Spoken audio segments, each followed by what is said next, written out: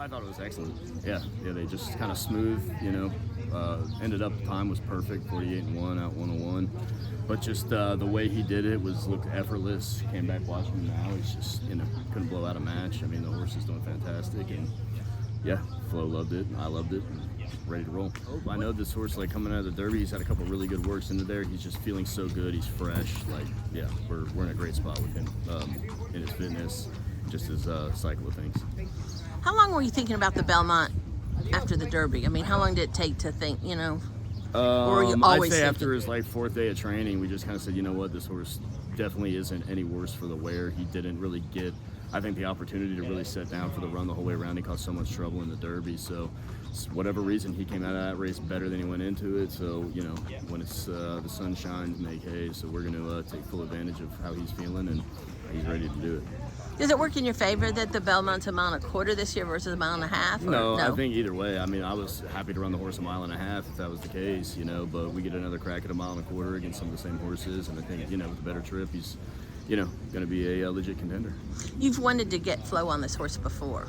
Yeah, we had him, him breezing the horse before Louisiana Derby and just before some spots, and he, if things didn't work out with some of his other stables, then, he would have been on, but at the end of the day, this is hopefully the right time to get him on.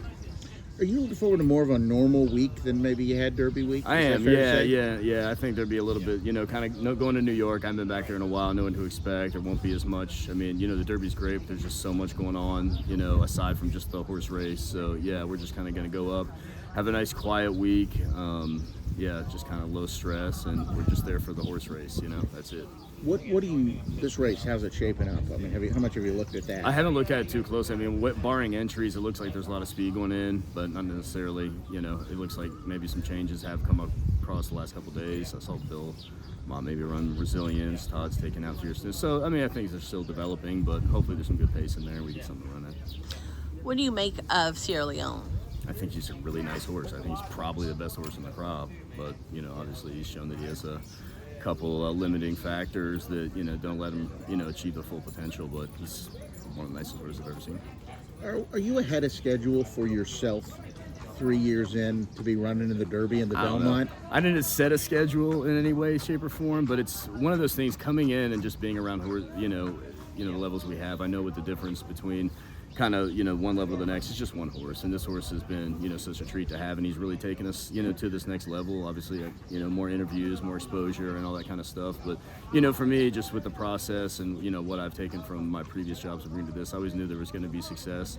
Time frames, timelines. I never really committed my expectations to anything to kind of make me feel one way or another about where I'm supposed to be. But I feel like I'm exactly where I'm supposed to be now. What would it mean to you and your stable to win a race like that? A Triple Crown race, it would be absolutely, just one of the biggest things we could possibly accomplish. Like you said, the Derby is an amazing spot, and that would be my number one, but I spent a lot of years in New York, and the Belmont Stakes is one of those races that ranks very high among, all of the races, you can win as a trainer, and I would just be over the moon and super grateful that I just, get the opportunity to compete at this level and be around. But you go into it feeling like you got a live shot. I think so. Yeah. We went into the Derby feeling like we had a live one. We didn't get the real chance to see what he had, and I feel like this time, we've still got a live shot. I wouldn't take him up if I didn't think he was live, and we're super excited to see what he's gonna do. It was just last September that you won. I guess it was the end of August that you won your first stakes at Kentucky Downs, and then this fall he won your first graded stakes, and it's really been quite. Yeah, it's the good kind of slippery slope, and you're just kind of waiting to get those type horses in your barn, and as long as your process is solid and you kind of have an idea and a trajectory with each horse, I don't think it's something that you have to be doing this for 10 years in order to start winning stakes. You just got to get to that point where you have the horses and recognize where they belong, and the best way to get them there. What do you think? It was great. Good maintenance work. The horse is feeling good, moving good, and seems very happy, and I'm happy too. Just because of circumstances, you've never been on this horse before in a race. Yes. But you have worked him before. Anything you can glean from this work versus previous works when you were on him? Yes, I would say he's probably not the most flashy horse in the morning, but I really feel like he's coming into the race better than previously. I've worked him prior the Louisiana Derby, prior the Risen Star, prior the Derby, and I do feel like today that was probably one of his best work, and I really do feel like he's coming into this race better than ever. The gallop-out, which was about all we could see from the backside, was pretty impressive. Yeah, it was great. He's a very easy horse. He listens very well, and he saved a lot of energy for the end. And look, he come back good. He's not blowing hard at all. And like I said, it's just you can tell the horse is very happy right now. What difference does it make that the Belmont's a mile and a quarter versus a mile and a half? You've certainly ridden a lot of mile and a quarter races, and you've certainly ridden the Belmont when it was a mile and a half before. I think it's going to be different for everybody. I don't think he would have mind this horse to run a mile and a half. Look like the longer the better. But mile and a quarter at Saratoga, why not? And no, a very long stretch. I think it suited him well, and I think he should run a big race. You know, from that year when you won your first and then your second Breeders' Cup race, what one big horse, what one big win can do for a career to really get it, you know,